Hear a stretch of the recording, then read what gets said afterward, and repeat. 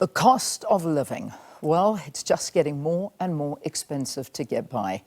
Now, the latest is that from next month, the price of diesel is expected to increase by up to R1.61 a litre, while the price of 95 unleaded petrol is expected to increase by about 42 cents a litre, 93 octane by 51 cents a litre. These are projections, and it's according to some information from the Central Energy Fund, but whichever way you look at it, it is going up. And the skyrocketing fuel prices have been a trend for the most part of 2022. Now, add to that, South Africans have been grappling with high food prices and increasing commodities, as well as several interest rate hikes just this year alone. Let's talk about this cost of living that we're all going through at the moment, and we're joined by Dr Thanti Mthanti, a senior lecturer at the UCT Graduate School of Business, and also joining us is the South African Democratic Teachers Union, that's Sadtu, Secretariat Officer Xolani Fakude. Fakude, I beg your pardon, Xolani. Thank you very much, all of you, for joining us here on the program. It's good to have you. Thank you, Leanne. Thanks, Leanne. Good. And Dr Mthanti, let me begin with you. I mean, there's no telling what is going to be the case with fuel at any given month. Obviously, it has gone down for the last few months, which has helped a little bit, but it's going right back up again. I mean, let's get your view on fuel prices going up again in November after that short reprieve. Yeah, I think part of it is we had an OPEC meeting where they decided to cut production a little bit, and the oil prices firmed. And we've generally had rising interest rates, especially in the US, and the dollar has been strong compared to other currencies, including the rand. So we've had some minor rand depreciation, and that's starting to feed right into the fuel price. So it's again a huge component of fuel prices are shaped by the dollar-rand exchange rate and obviously oil prices. And I think that's what's feeding through right now. Yeah. So I don't want to focus too much on the whole issue of the petrol price. We've spoken about it so much this year because it has been going up and then it comes down a little bit, then it goes up, and diesel probably taking the brunt of it all because, you know, when you look at diesel, it supplies industries, it's factories, it's the generators, you name it. I mean, diesel has become a very important aspect of running an economy, basically, and it just keeps on going up, and the brunt end of it is being experienced there.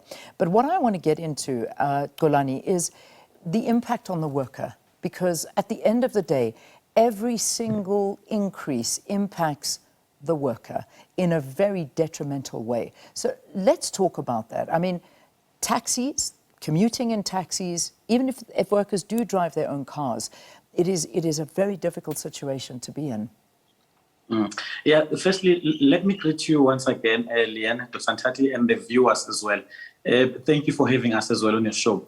What is clear is that the impact of these price increases really, generally, as we see them, as we experience them, is quite detrimental really to workers, especially ourselves as public servants. In fact, we are beginning to feel as if we are what we could classify as the economic missing middle, really. Because when you've got fuel price hikes, it has got a direct domino effect on all other services across the value chain. You are correct, Leanne, that even when we use public transport as public servants in the main and workers in the main, it becomes extremely difficult because when the fuel prices increases, then it means that taxi fares, public transport fares also increases. But then also, let's also talk about the impact that then fuel prices then have also on the basic food basket, which means that we have in actual fact, as workers to an extent, seen a diminishing of our wages really. And that is precisely caused by the domino effects that we see when we've got fuel price hikes. I mean, we are in a bad situation. You link that, Leanne, also to an unreliable energy supply, which we are told, by the way, by Eskom, that part of it also is fuel supply issues.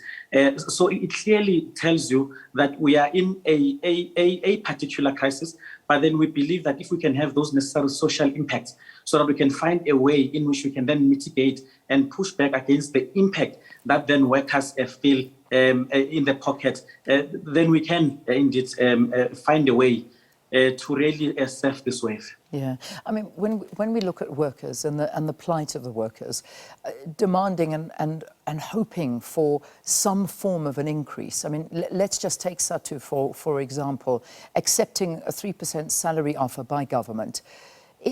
I imagine it must have been a very hard decision to actually take that offer with everything that is so expensive at the moment. I mean, you've spoken about the impact from food, petrol, bonds, properties, vehicle finance, you name it.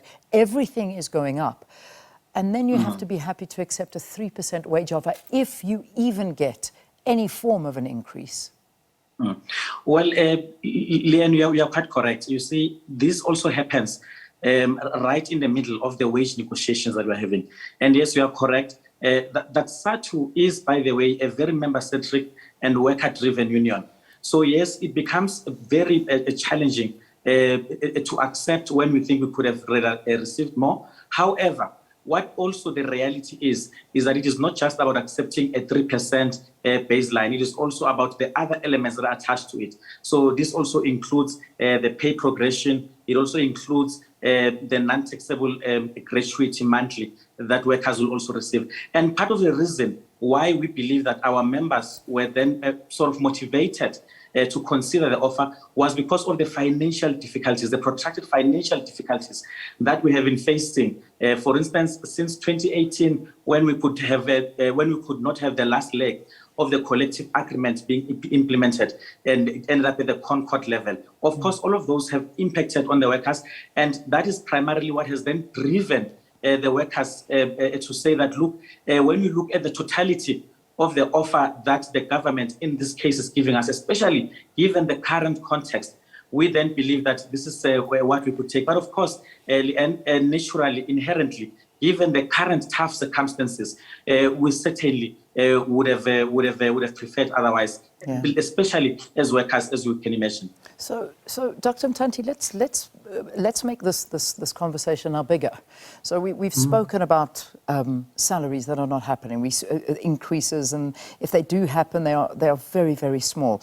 Then we speak about the fuel price, which is constantly going up. We had a bit of a reprieve, but it's now going up. Diesel never stopped going up, and that we do know. So now I want to bring in the other issues that we've got on our shoulders. Besides the increase of food, the increase of everything around us, in every direction you turn, we still have to deal with load shedding. We're now up to stage 4 load shedding, which we heard this morning. So once again, if you run a business, you're trying to make money and employ people, you cannot even open your doors this morning if you don't have that extra money to have a generator or whatever it is to power your work. Now we've faced with a double whammy of water shortages. So now we have to deal with the fact that water may be interrupted because there's a problem with the water supply in the country. So those are just 2 issues that I'm mentioning. There are many more issues that we have to deal with on a daily basis as South Africans to try and go out and make some money. How? Help us. How do we do this? Yeah, I think at an individual level, it's really difficult. But some of the issues that are creeping up are because of political choices that have been made. I mean, I think all of us sometimes see when the budget is announced, people talk about austerity, budget cuts, etc., etc. But they don't really link that to their lived reality. If, for example, Eskom is not properly financed, and they've got to make a decision between servicing debt, and they've got to make a decision, for example, between servicing debt or maintaining their plants, and then they don't maintain their plants, and we've got load shedding, right? But that directly translates from budgetary decisions that were made. Or if you see cities like Johannesburg, for example, in their last budget, capex was cut, maintenance was cut, right?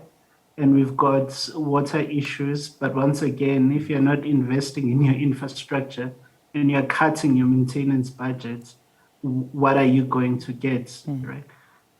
National Treasury can say correctly that perhaps they've had to be careful about the budget. They've had to be careful about spending. But at the same time, I think since 2018, they've chosen disproportionately to cut spending, right?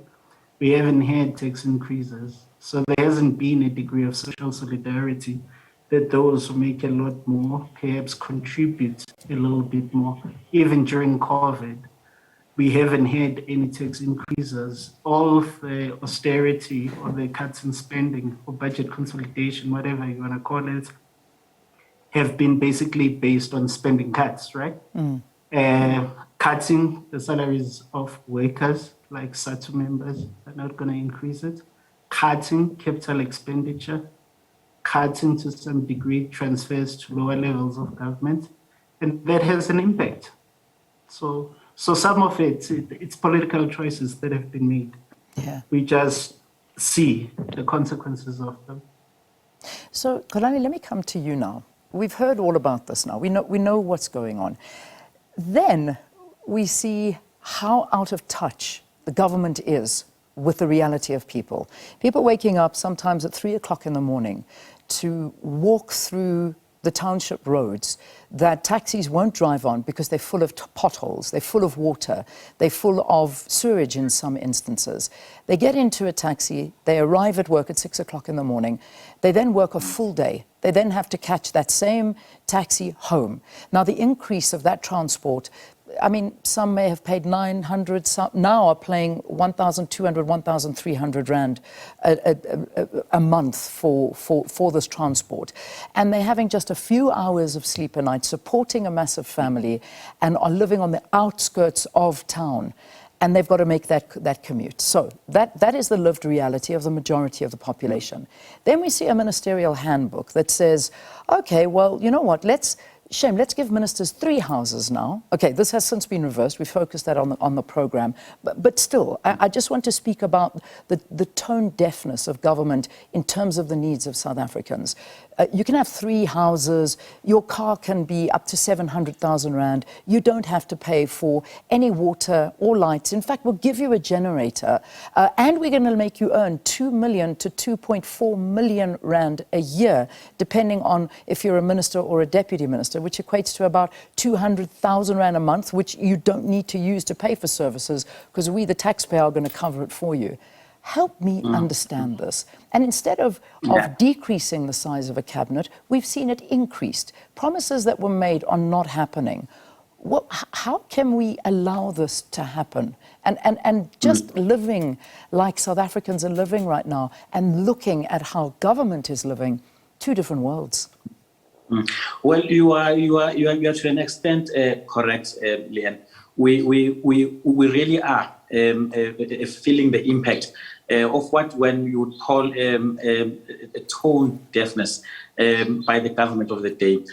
However, it is also important on the very, very same breath, on the very same note, to also mention some of the objective obtaining factors, really. I mean, we have seen a shift in terms of the geopolitics of the world.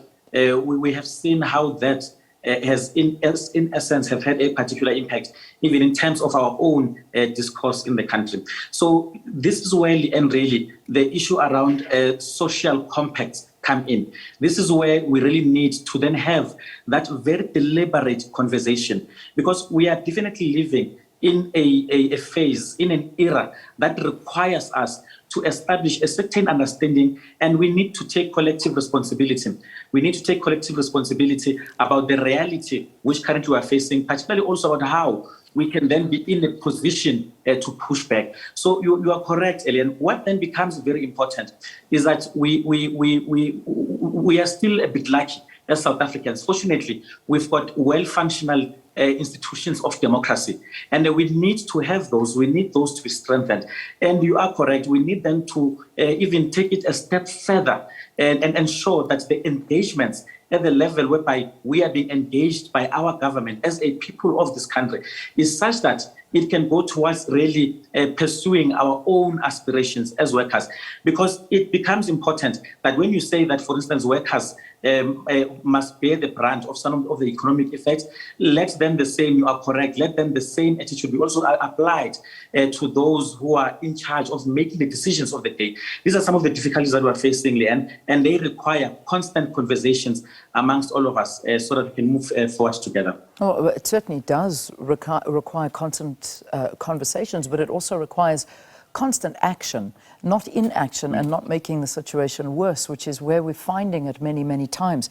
Dr. Mthanti, let me speak about the unemployment rate in South Africans. I mean, in South Africa, most South Africans are not even working. I mean, we've got people that perhaps are watching the program and they're not going anywhere. They're not going to work. I mean, approximation of between 26 million and 32 million people in this country are living on one form of grant or another. And the gap between the rich and the poor is widening all the time, including government officials. And I think that that's what we've spoken about now. The pressures that are building on South Africans and the problem with this inequality that is growing all the time, what are the effects that it's going to have on the country? I mean, what would be the outcome? Well, I think increasingly we're seeing a degree of instability, of social instability, of even to some degree security issues. We have the July riots last year. To some degree, before that, we had the fees must fall issues, right? Before that, we had the Marikana issue. So we're starting to see quite a degree of social instability. But I'll return again. I think the economic policies that are being pursued, generally over the last 28 years, but in particular over the last 4 or 5 years, are generating a massive social crisis. I think as Xolani was saying, you probably need some sort of a social compact or some sort of social solidarity, where if the country is going through a difficult period, the pain is distributed more evenly. Right now, based on both the monetary policies and fiscal policies, the burden is being shifted to the workers and to the poor.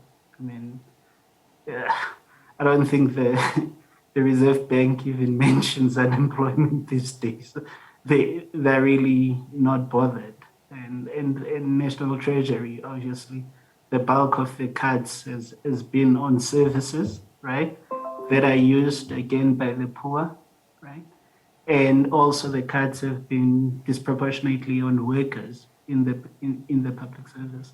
They're comparatively better off the upper end of the income distribution. The top 10% is shielded and protected, right? There's no social solidarity.